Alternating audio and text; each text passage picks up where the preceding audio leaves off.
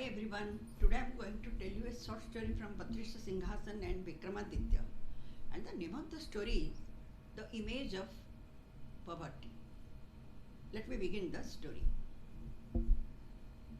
King Bhoja was still desirous to mount that magic throne.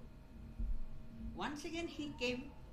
At that time, this one is the last statuette to whom he made. So the 32 statuette said, means 32nd statuette said, "O King Bhoja, I really amazed with your patience, your courage and your ambition. You are so desirous to mount this throne. But before that, just tell me if you have that qualities like Vikramaditya. Do you have that?" Then immediately King Bhoja asked her, "Oh sweet lady, tell me a story about King Vikramaditya." Then the 32nd statuette began. She said, when King Bhatrihari became an ascetic and went to the forest, retired to the forest, renouncing all his kingdom, which was full of treasure and grain, at that time King Vikramaditya took over his throne with the consent of all the ministers. He became the king, but he was so good, so noble, that constantly he ruled the kingdom with righteousness and pleasing the subjects, the people. That is why his fame spread all over the three worlds. One day, a son of a merchant came to Avanti to sell his items. But he was wondered to see that anybody came to sell their items in Avanti. Everything was purchased by the people.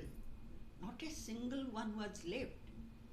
So he was very much surprised and went back to home. Then he told his father, "Oh father, I have seen a wonderful thing in Avanti." Then his father asked him, "What is that?" Then his son said, "Oh father, I saw that any merchant who was going to sell his items in Avanti, everything was purchased by the people. And if by any chance anything was left before the night, means before the evening, that was bought by the royal guards to the king Vikramaditya. That means nothing was left." And his father was a good operator. He thought for a while. He then thought of going to Avanti. He made an iron image and named it as Poverty. So he took that iron image and went to Avanti. Then he stood on the highway.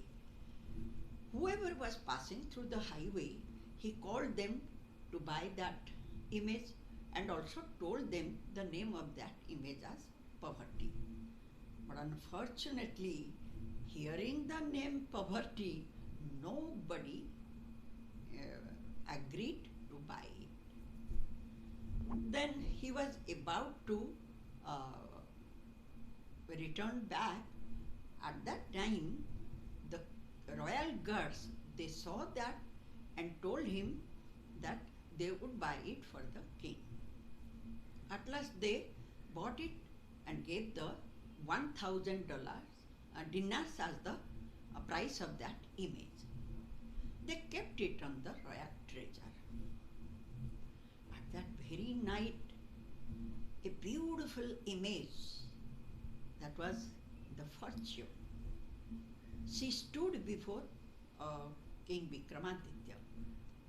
When Vikramaditya saw her, he was stunned and he paid his respect to the deity and said that, asked her, "Who are you?" She said, "O king, I am Fortune, and since I have noticed that the poverty is existing in your treasury, I cannot stay here anymore."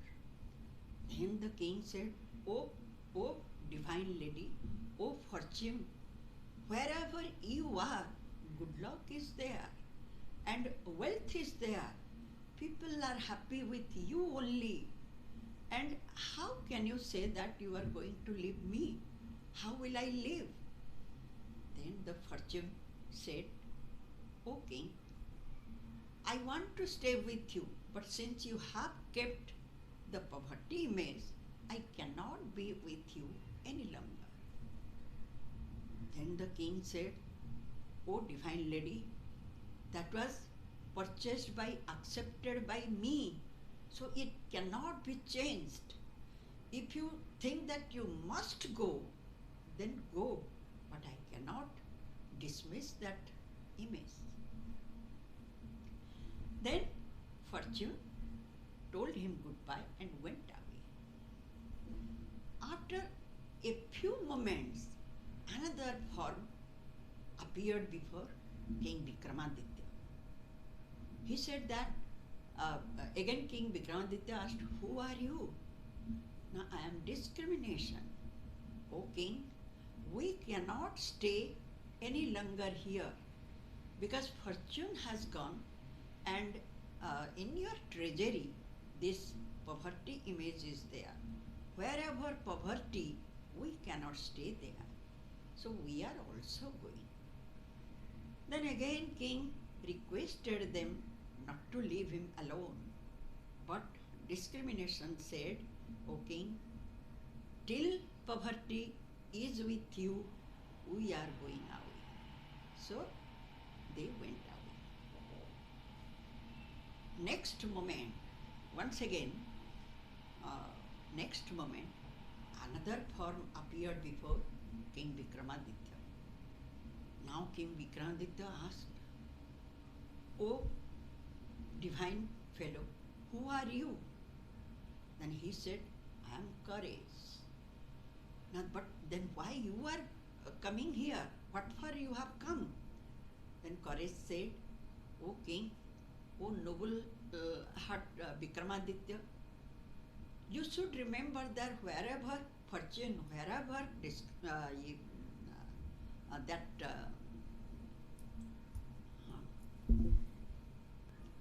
wherever that Discrimination, I am also there. Since the Fortune and Discrimination have left you, I am also going with them, because with poverty we can't stay." Then the king said, "O Courage, without you, why should I live? What is the value of living anymore? What is the use? Then do one thing. If you have decided that you will leave me alone, then better you take my head and go with that. Without courage, I cannot live. I can live everything, but not the courage."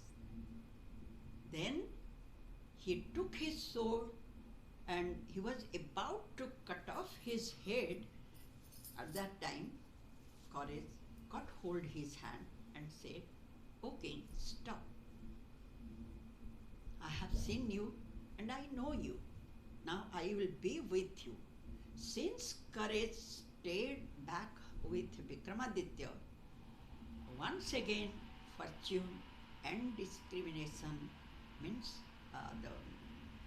his companions, they also came back.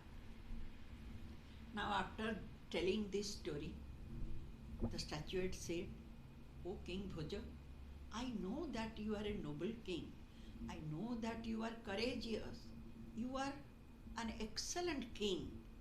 But nobody can be equal with King Vikramaditya. If you have that courage, you can certainly mount this magic throne. She said this and she disappeared.